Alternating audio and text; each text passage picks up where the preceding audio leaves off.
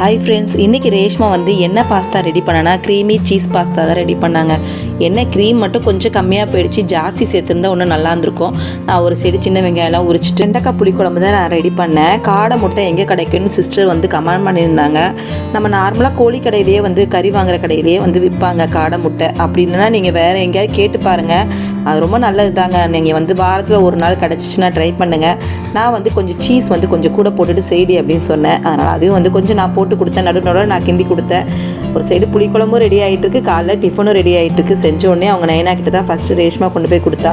அவர் வந்து சூப்பர் சொல்லிவிட்டு அவர் சாப்பிட்டாரு. ஏன்னா ரொம்ப நாள் ஆச்சு பாஸ்தா ரெடி பண்ணி. அவள் வந்து எப்பயுமே ஸ்பைசி பாஸ்தா ரெடி பண்ணுவாள். இன்றைக்கி சீஸ் பாஸ்தா ரெடி பண்ணியிருந்தா, ரொம்ப நல்லா இருந்தது.